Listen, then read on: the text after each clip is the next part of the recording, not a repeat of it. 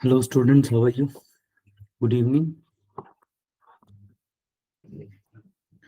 Long time no see. So make sure the screen is visible to you and I'm audible to you. And we will wait for 2 to 3 minutes for the other students to be joined. Okay. Then we will start the lecture.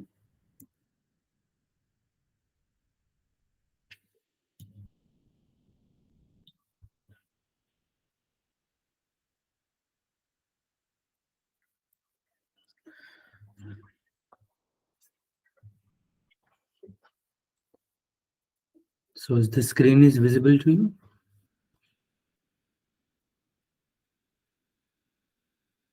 And I'm audible to you? If it is so, please put a yes in the chat box.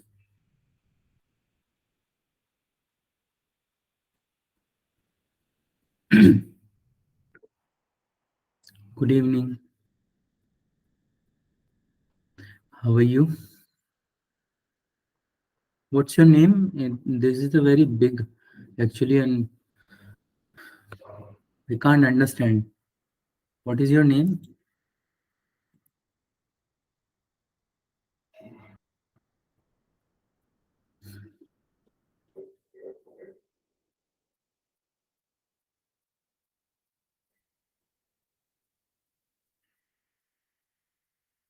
So is the screen is visible to you and I'm audible to you?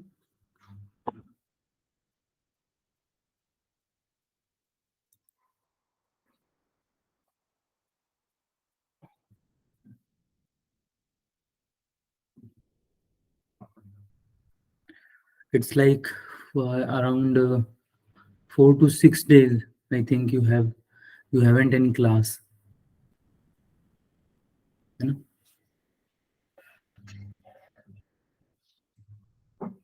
Hello Skanda.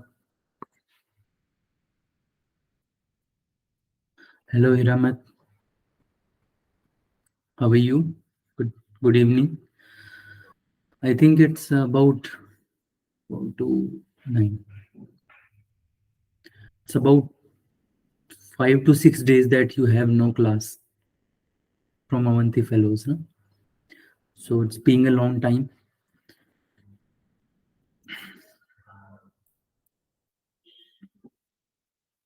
Now,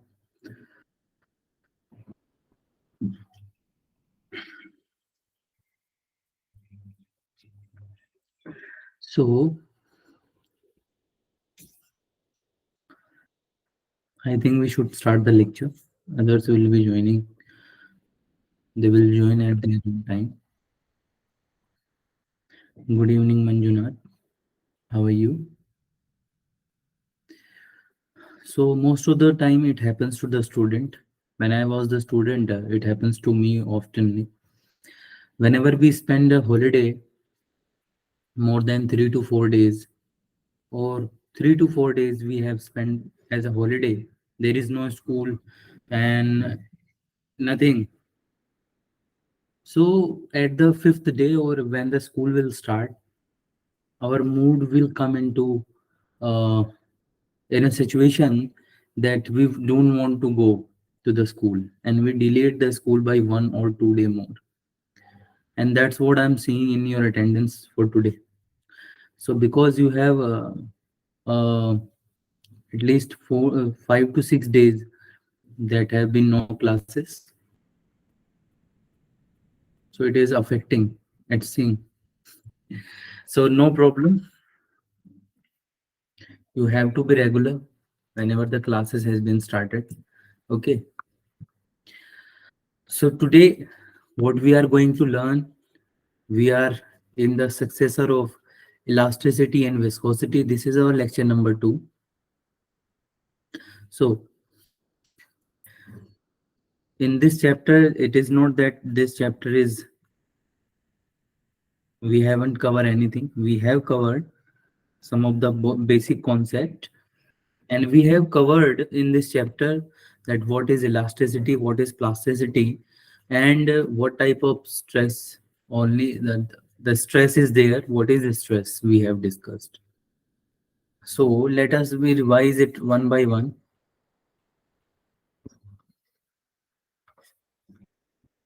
So stress we have only cover in this. Now in this we have covered the elastic behavior of solids and stress. Now today we are going to learn up to Hooke's law. Okay. Or if we get the time, we will also discuss some properties of stress and strain curve. Got it? So be here with the last. Okay. You are going to learn some new thing also. Now, these are some materials. This is made of rubber. This is made of some kind of metal. This is also made of metal. Now, how we describe that metal should be there or rubber should be in the stressed position? So this is because of the interatomic forces present inside the atom. Okay. So each and every atom is bonded with another atom in a particular material with the interatomic forces. So in between them, there are interatomic forces. Interatomic forces. These forces kept the atoms in their state, original state. Okay. And this state is nothing but the stable equilibrium position. But what happens when we apply a force to this? So this force is only applied in one direction. So we have a translation motion of the system. But what if the same force we have applied in the opposite direction? The material will get stressed. And how it is getting stretched? Because the interatomic forces will break down and the distance between the atom will increase. Okay. So if this is the model, you can see these springs are the interatomic forces. These blue balls are the atoms. So when we apply a force to this, they will elongate, they will stressed, but when as soon we left the force, they will come back to their original state. And this behavior of a material is termed as the elasticity of that material. Now, based on that, we have elastic materials. We have already discussed it. So, material that have a tendency to return back to their original shape upon removal of deforming forces. That material is termed as elastic material. So, and this property is termed as the elasticity. So, in this video, you can see that rubber you can stretch it by applying the force, but when you bring it back, so it will come back to its original state. Okay, this property of the rubber is the elasticity. Okay. Now similarly plasticity, it's just the opposite of that. When you deform anything, so it will never come back. If it is never coming back to its original shape, that property is termed as the plasticity. Or you can say that material is get permanently deformed. Example के लिए clay. So if this is a ball of clay and we apply a sufficient value of stress on it, we stretch it, we compressed it. So if this material is an elastic material, would be an elastic material when it regain its shape, but it is not regaining its shape.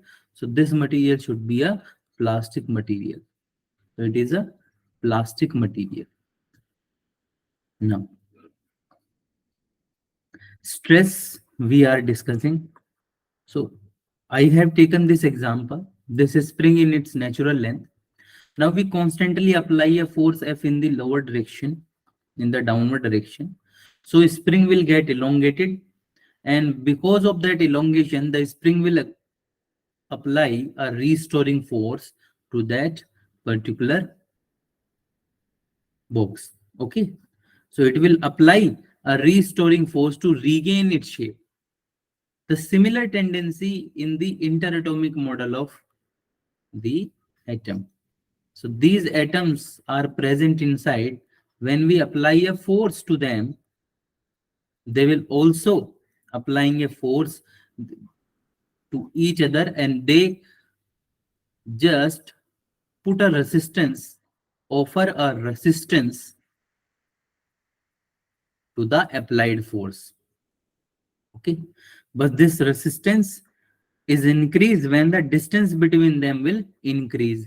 So as long you getting stressed to it, you are getting stressed, the material is getting stressed, but up to a certain point, at a certain point, that stretching will be stopped. And that's why, because the at that point the applied force will equals to the restoring force of the atom. Restoring force, or simply you can say the average of the intermolecular forces. Okay,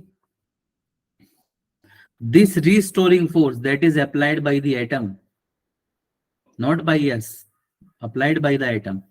Suppose this is the wall and these are the atoms which getting stretched by the application of this force. But these atoms are to be attracted by the another adjacent atom by the interatomic forces. So as soon, so these are the resistance to this force, and which is exactly equal to this. We can say this is exactly equal to this, because they are stretching without an acceleration. Okay? This boundary is stretching without the acceleration. Very slowly it is getting deformed. So that is why we can say that this applied force is equals to the restoring force applied by the atom. Restoring force. Now, there are number of atoms inside them. So we are not going to calculate the force applied by this atom or this atom and this atom. So what we can do, we will take this cross-sectional, we will take this cross-section over which we have applied a force and divide it by the area of this cross-section, so that a new physical quantity we will have, which is very easy to evaluate, and that is termed as stress. Okay. So here we have the value of stress as the restoring force per unit area. Okay. Magnitude of stress, it is very simple, F upon A. This F is not, try to remember this F is not was applied by us. This F is the restoring force. Restoring force applied by atoms, not by us. Okay. But for the calculation purpose, we will take this F to be the applied force. Got it? Where A is the area of cross section, and here we have take the spring, so it is the area of cross section of the spring. Simple, the unit will be Newton per meter square. Force has a unit of Newton, area has a unit of meter square, so it will be Newton per meter square. Now, dimensions. Dimension you can easily calculate. It is ml raised to the power minus 1, t raised to the power minus 2. Now, we have multiple types of stress. We have multiple kind of stress, and the value of stress will be 3 types. We will see them one by one. One is the longitudinal stress, another is the shearing stress, and another is hydraulic stress. The types of stress, these are based on the applied force and the cross section on which we have applied this force. Okay. Now, if I talk about the longitudinal stress, so when the forces are applied along the length of a body or normal to its cross-sectional area, that force or that stress is to be termed as longitudinal stress. Suppose you have a block, you have a block, this is your block, and you have applied a force along this axis. This is the length. Now, how you can say this is the longitudinal axis?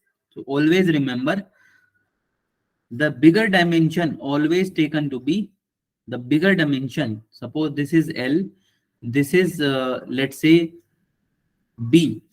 So L is greater than B. So L is to be taken as the longitudinal axis. Longitudinal axis.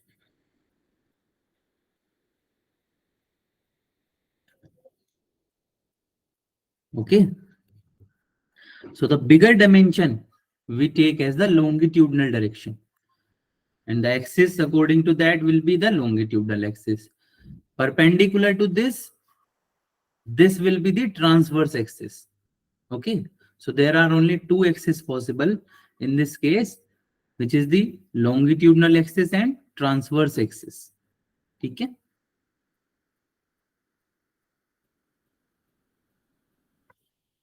So suppose this is the block you have. Suppose this is the block you will have here.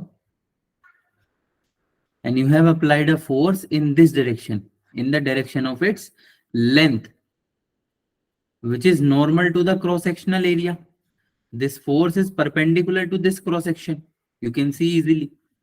So this force per unit area, which is in the direction of length or longitudinal axis, this stress will be termed as the longitudinal stress. Longitudinal stress.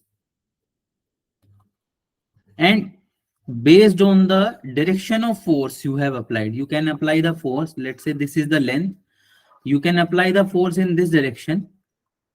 And you can also apply the force in this direction, opposite to that. These two are cases of, in this case, the body will stretch. So the tension will be developed inside the body. This stress will be termed as tensile stress.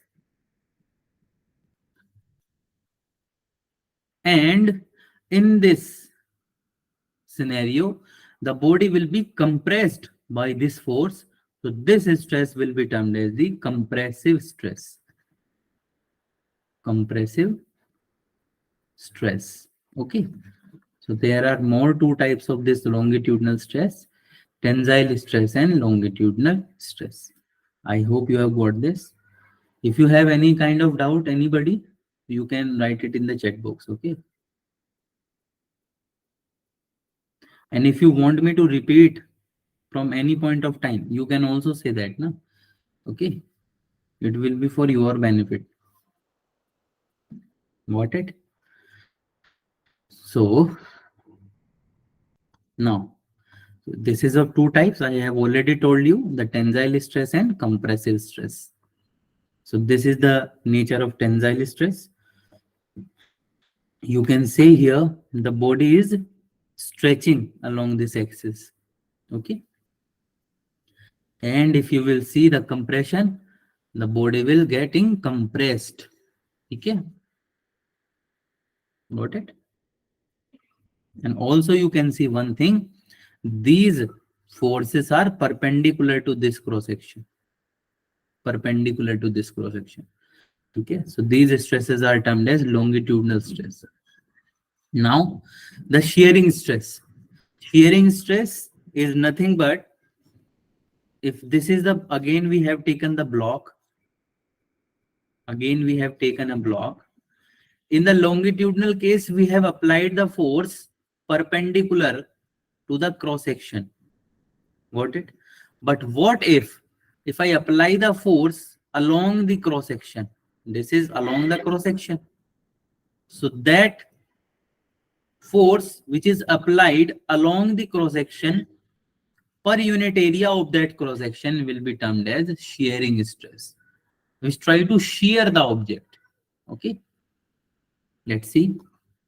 So when a force are applied parallel to the cross-sectional area of the body, it is also known as tangential stress, because it is tangent to the cross section. Okay, this type we have apply a force in the direction of parallel to the area. This is the area we have considered, and we have apply a force in parallel direction to it. Okay, got it? So this will shear the object. You have seen this. Also, you have seen when you take a matchbox and apply the stress along its face. So this will also get this type of shape. So that stress at that time will be the shearing stress or tensile stress. Now, the hydraulic stress. Hydraulic stress means suppose you have a body, okay, and there are uniform pressure or uniform force applied along it, and this body is a 3D body, which means three-dimensional body. So what will have, we will see a change in volume to that body. Got it? And this will happen by the pressure. So when any object is subjected to the pressure, pressure will uniformly distributed along the surface in the radial direction to that object. Okay? And here we have neglected the height of this object. Because of this height, the pressure will also get change. So we have not considered this height. Okay? We have only considered the pressure is uniformly distributed over this surface. So if a body is subjected to a uniform pressure from all the sides, then the stress is referred to as a hydraulic stress or bulk stress, you can say. This type. Okay. So we have applied a value of force here, which results in the change in volume. Okay. So why it is different from other two stresses? Because that two stresses are along the area, but this stress will be calculated along the volume. Okay. So volume is considered in this case. Now, hydraulic stress will be equals to force upon area, which is pressure. Got it? Force upon area is nothing but pressure. Got it? I hope you are clear with this. Because we know that pressure is nothing but force applied by per unit area. But this force is to be taken perpendicular, okay, to the area. Got it? Although not in every case, this hydraulic stress is not in every case this should be equals to pressure, because if you consider this cross section, although the pressure would be like this acting perpendicular, but when this cross section will come, if you see this curved side, the uniform distribution will not be there. Okay. So that is why all the time we cannot consider it to be the pressure. But for most of the cases, you can consider it to be the pressure. So no worries. But always remember, pressure is the thrust force, thrust per unit area. And this thrust is nothing but if this is the surface you have, and there is a direction of force we have applied. This is the force at an angle theta. So we have two component of force, which is F perpendicular and F parallel. So always taken F perpendicular as thrust, because this is the component of force which is responsible for the compression of this object. Okay. So pressure would be developed by only the perpendicular component of force. Got it? Now, based on that, we have taken an example. A load of 4 kg is suspended from a ceiling through a steel wire of radius 2 mm. Find the tensile stress developed in the wire when equilibrium is achieved. So we have a load of 4 kg which is suspended from a ceiling through a steel wire of radius 2 mm. So we have to find out the tensile stress developed in the wire when equilibrium is achieved. So for tensile stress, what you have to do? Tensile stress is represented by sigma. So for that, what you have to do? You have to take the force per unit area. Now here the force will be applied by this load, which is of 4 kg. So you can say this 4 kg is nothing but mg force down acting downward, mg upon area. You have to, radius is given to you, so area you have to taken for the steel wire. Steel wire has a circular cross section and force is acting on this like this. Okay. Now, if you see the solution of it, tension in the wire will be the force, which is the load acting on it. The area of cross section we have to taken for the steel wire. Okay. And then simply the tensile stress developed will be force upon area, which is 3.12 10 raised to the power 6 Newton per meter square, or you can say it is Pascal. Okay.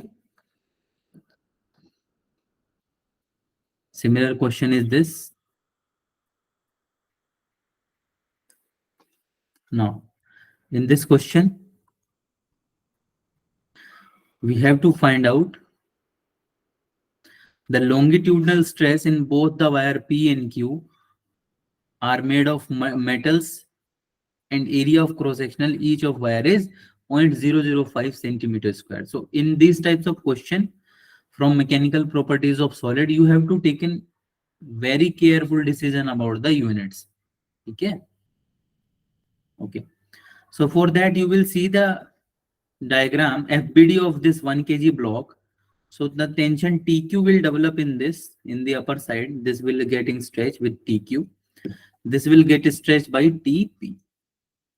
So FBD of 1 kg will be downward force 1 into G and upward force TQ. Now this 2 kg block will be, this is 2 kg. So upward we have direction TP. In upward direction we have TP as a tension force. In downward direction the 2 kg will act as 2G, and also the stress developed in this wire TQ will also acting downward on this force. So this we have to do. Now again you can see here is the solution. Same FBD has been drawn. Area is given to you. So you are going to equate this TQ, you have find it out. Stress in wire Q is nothing but tension per unit area. So you can calculate it by this. You can see here we have converted this 0.005 centimeter square to meter square, because 1 centimeter square is equals to 10 raised to the power minus 4 meter square. Okay. Again we are going to find out the tension in TP. So TP is nothing but 2G plus TQ. Putting the value, we will have the answer as 6 into 10 raised to the power 7 Newton per meter square. Now strain. Although we have stretched the wire, but how do we know how much amount of wire is getting stretched? How much length is getting stretched? How much area is getting stretched or compressed? How much volume is being compressed or elongated? So these information will be determined by the value of strain. Strain is a dimensionless quantity, which is the ratio of change in dimension to the original dimension. Okay. Based on that, we have three types of strain because of the three types of stress. Because these three stress producing different types of change in dimension. If you talk about the longitudinal stress, it will producing a stretch or compression. Okay, means it is disturbing the length dimension. If you talk about the shear stress, it is also disturbing the shape of it. The shear stress will be responsible for the disturbance in shape. And what about the bulk uh, stress, or you can say the hydraulic stress? It is responsible for the change in volume. So these three stresses are changing the dimensions. So that is why three types of strain are there, because the strain is nothing but the measurement that how we have disturbed the dimension. So it is the ratio of change in dimension to the original dimension is called strain. Now, strain is also having three types: longitudinal stress, shearing strain, and volume or bulk strain. Okay, I have already told you, you can also term the hydraulic stress to be the bulk stress. And based on that, we have volume or volumetric strain or bulk strain. Now we will see them one by one. Longitudinal stress strain is the ratio of change in length to the original, because we have seen that the longitudinal stress will change the length or compress the length. Okay, so it is only related to the length. So that is why the longitudinal stress is the ratio of change in length to the original length. To the original length. Got it? If this is the length L of a particular box and you have applied the force, the tensile force, because it is going to be stress the object. So this force is the tensile force. Tensile force.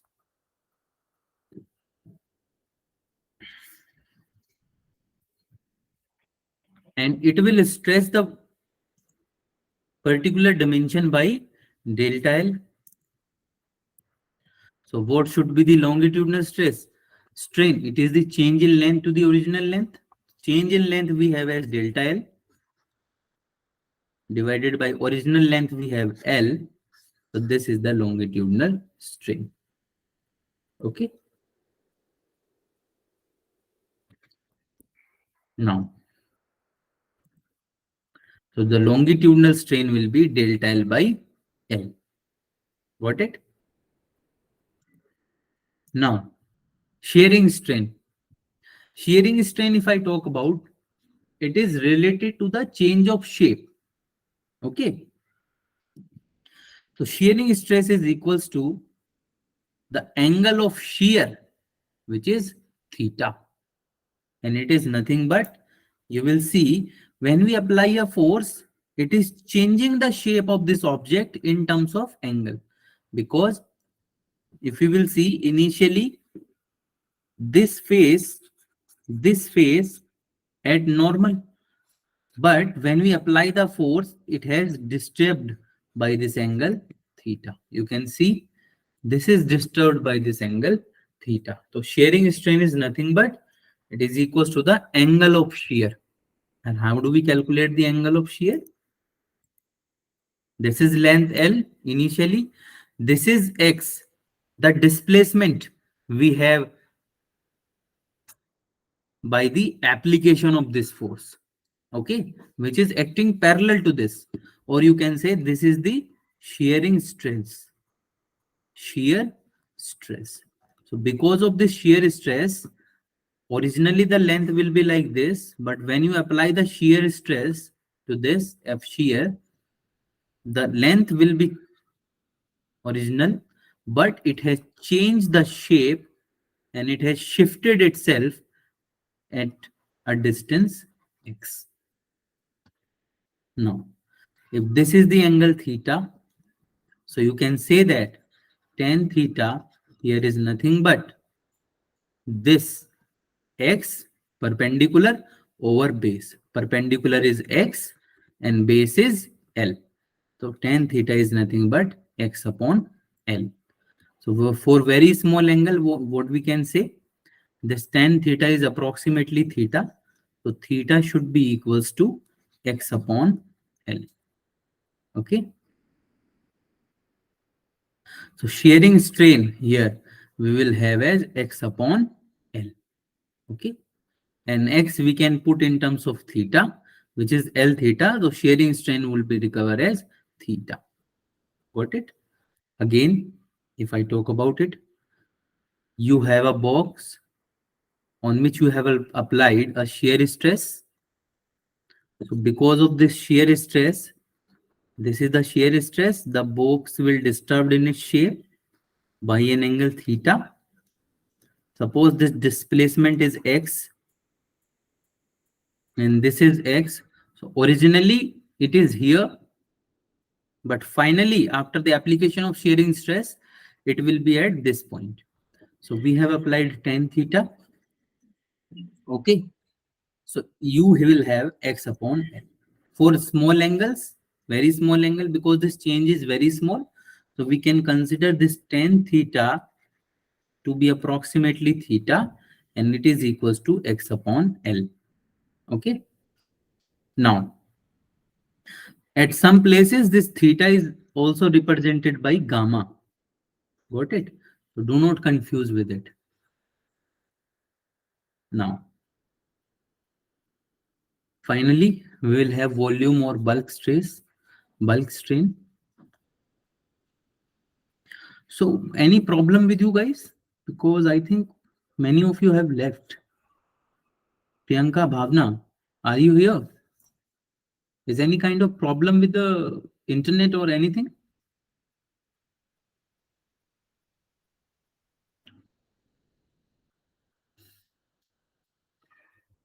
Yeah, please respond if any kind of issue you have.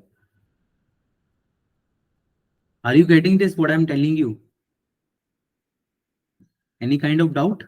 So if you have any kind of doubt, you can put this in the chat box, okay?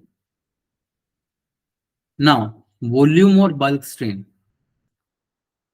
Bulk strain, similarly, because in bulk stress, what is happening? The dimension that is changing its volume. Initially, the volume will be here. This is the volume V. And finally, after the application, the change in volume will be delta V.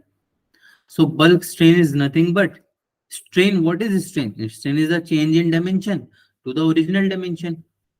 So change in dimension is delta V and original dimension is V. So this is the bulk stress. Bulk strain. Okay. Now, so for volumetric strain, it is change in volume to the original volume. It is delta V by V. Now, Hooke's law. What is Hooke's law? Let's take a breath. What is Hooke's law? Hooke's law is nothing but it is a relation between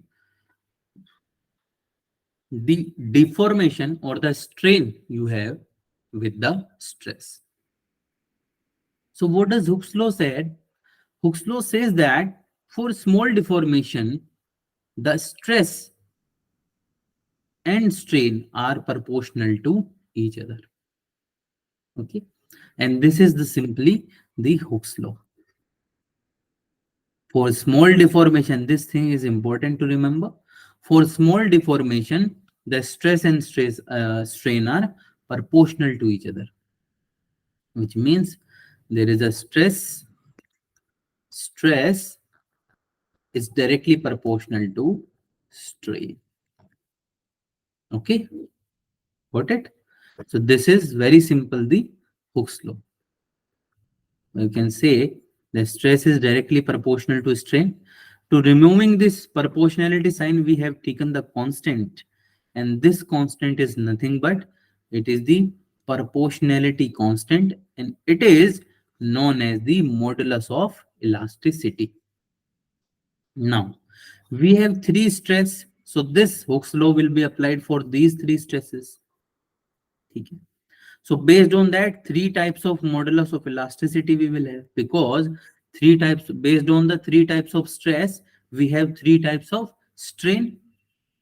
Since these are three types and this is also three types, so this K, which is the modulus of elasticity, will also be three types. So we will see them one by one. So in case of longitudinal stress, we have applied a longitudinal stress, or you can say the tensile stress or compressive stress. This K is nothing but equals to Y, capital Y, and this Y is the Young's modulus of elasticity. Okay. Now, you will see this question. A cube of aluminum of side zero point 0.1 meter is subjected to a shearing force of 100 Newton. So we will take care of what kind of force is acting. It is shearing. The top face of the cube is displaced by 0.02 centimeter with respect to the bottom face. You can see here, this is the face. Originally, it is like this. We have applied a stress on it. Now, after the application of stress, this face has been shifted from the base by this amount, and this amount is given to as 0.02, and it is nothing but x. Okay. The shearing strain would be, so for shearing strain, what you have to calculate? Shearing stress, shearing, or you can simply say shear strain. For shear strain, you have to calculate the change in x upon L, you can say. Okay. So for that, what you are going to do, for shearing stress, theta is equals to x upon L. X is given to as 0.02 centimeter. We would convert it into meter. Again, the L, one of the side is given to you as 0.1 meter. 0.1 meter is also in meter. So you can calculate the shear strain, which is 0.002. This is given in terms of angle. Okay. Now,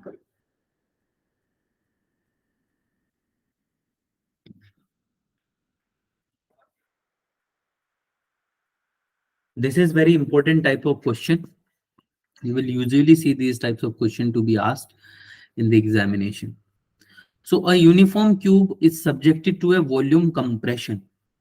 If each side is decreased by 1%, then bulk strain is. We know that bulk strain is nothing but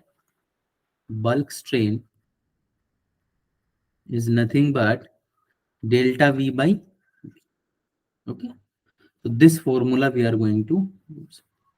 We know that if the side of cube is L, then volume will be V is equals to L cube. Then for del V by V, what we are going to do, we are going to differentiate this. This will happen like this. V is equals to L cube. So dV by dL is equals to 3L square. Okay. So you can calculate this dV is equals to 3L square dL. Okay. We have seen that if each side is decreased by 1%,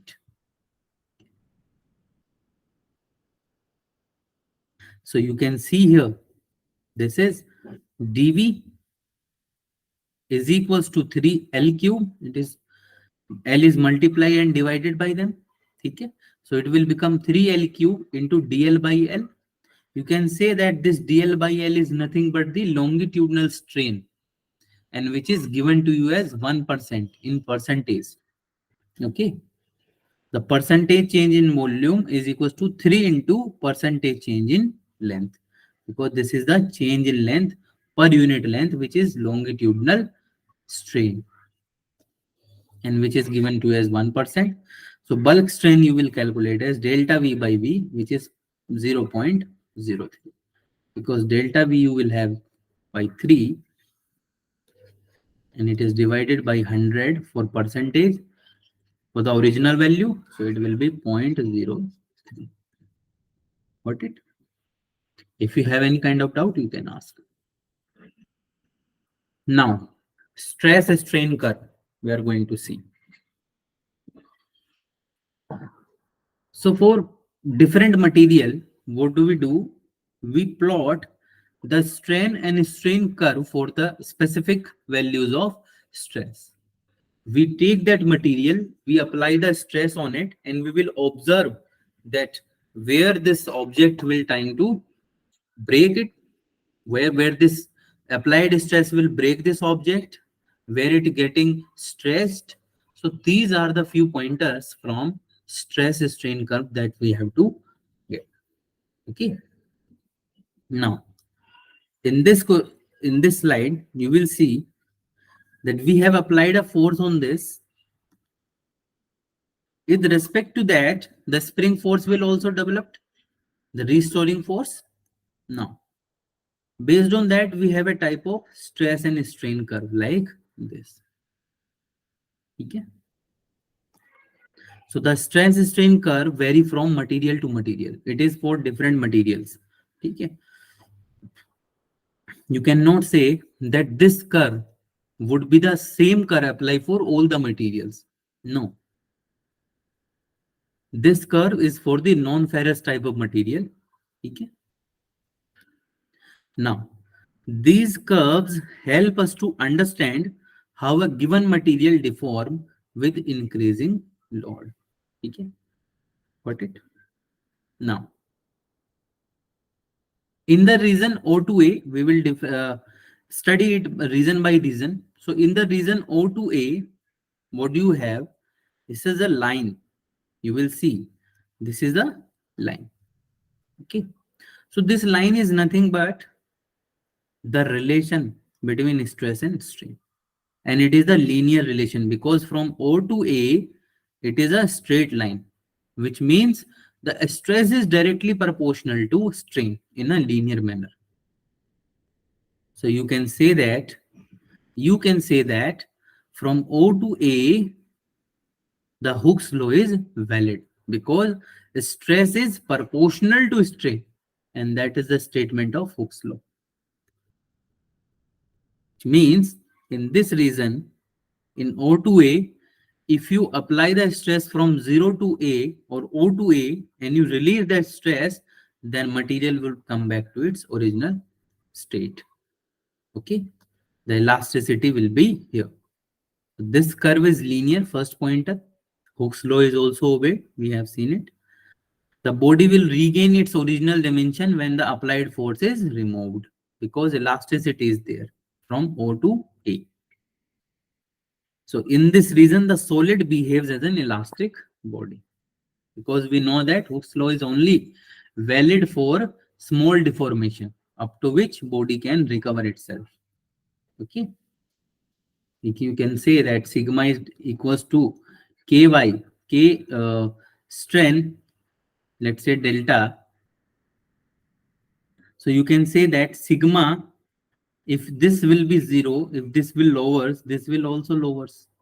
So when sigma is 0, this deformation also be 0, which means when we remove this applied stress, the deformation will also be 0. There is no deformation, which means the material has regained its shape.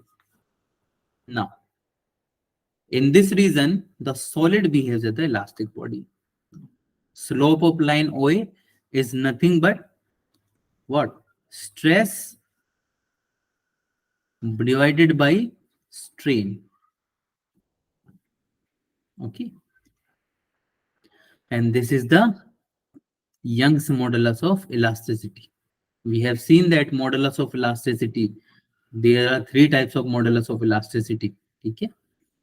So in this region, in the region from A to B, now you will see this A to B is literally curved. This is not linear. So Hooke's law is not valid for this reason. But elasticity is there. So if you applied the stress between O to A and just removed it, then body will also try to recover its original shape. But from B to A, it is not following the Hooke's law. Okay. So these are not proportional in this case. The body still returns to its original dimension when the applied force is removed. This point B, you can say up to which the elastic property of the body will hold. This point is termed as the yield point. The point B in the curve is known as yield point, also known as elastic limit of the body, because above B, beyond B, if you apply the stress and remove it, there will be a permanent strain in the body. So body will not get its original shape back beyond point B. So point B is the limit to the elasticity, and that is why it is termed as elastic limit of the material. And the corresponding stress at point B is termed as yield strength, which means up to which body can have the elastic property of it. Okay. Now B to D.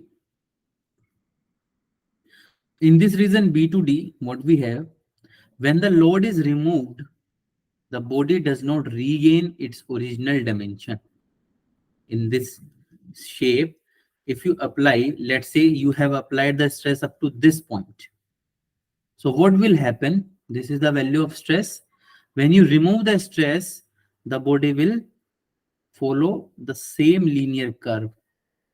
It is not directly fallen into downward, but it will follow a linear property of it, and this will be the permanent, this will be the permanent strain, or you can say it is termed as also permanent set. Okay. Now this point C. So in this case, when stress is zero, strain is not zero. C is a point which is beyond B, which means now the elastic property of the material is vanishes. The material is said to be have a permanent set. So this will be the permanent set. This you have seen. Now the value of strain is not zero. It has some value which is termed as the permanent set. Okay, which is less than 1%. The deformation is said to be plastic deformation. Plastic deformation, we have no. Plastic deformation is when body does not regain its shape after the removal of external forces. And same thing is happening here. Okay. Now, point D on the graph. This point D. This is the maximum value of stress you can see in this case. The maximum value of stress that can be possible for point D only. So this value of stress is also termed as the ultimate stress or ultimate tensile strength of the body, okay, of the material. And this is the maximum value of load that a material can bear. Now, from the region D to E, now you will see when you are decreasing the value of stress, but body will continue deforming. Now, why it is so? Because at this point we have applied the maximum stress to it, so the restoring force will also, so this is the material and these are the atoms, so the breaking will start at this point, which means stretching will automatically come because of the reduction in area. So when you stretch a particular wire in this direction, so the area will also decrease, this dimension will also decrease if the length is increasing, so the area is also decreasing. Stress you will have as force upon area. If area is decreasing and force is remain to be constant, so you need to decrease this sigma also, or you can say F is equals to sigma A. So if area is decreasing, you have to increase the stress, or if the stress is increasing, the area needs to be decreased. Okay. Now you can see here from the region D to E, beyond D, additional strain is produced even by a reduced applied force, and fracture occur as point E. This point E is also termed as the fracture point or breaking point. Fracture point, because at this point the body will fracture or break. So if the ultimate strength and the fracture point D and E are close to each other, which means the material is to be brittle. For brittle material, this elastic property will not be there. Okay. For brittle material, there is no kind of strength that has to be developed in the brittle material. So for brittle material, the curve will be like this, very similar to the y-axis. Okay. So there is no terms like elasticity in that case. Or if they are far apart, the material is to be ductile. More is this reason. More is the reason is this. From yield point to point D, ultimate strength. More is this reason, more is the material will be ductile. Now, elastomers, the substance which can be stressed to cause large strain are called elastomers. Okay, which by applying a force, we have seen a very large value of strain. That is to be termed as that material is said to be the elastomers. Like rubber, you can, by applying a very little force, you can change the shape of it from very far. There is a very large value of strain developed in this.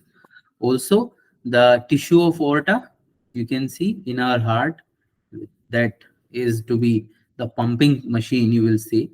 So this tissue is also having a very large strain. That is why it is capable of pumping the blood. Because in pumping, the specific change in volume of the heart will. Okay. And these are the products. Now the stress strain curve for elastomers, you will see for a very small value of strain, there is a very high value of the very small value for strain, high value of strain has to be developed. Okay. So elastic region is very large, but material do not obey the Hooke's law over most of the region. Okay.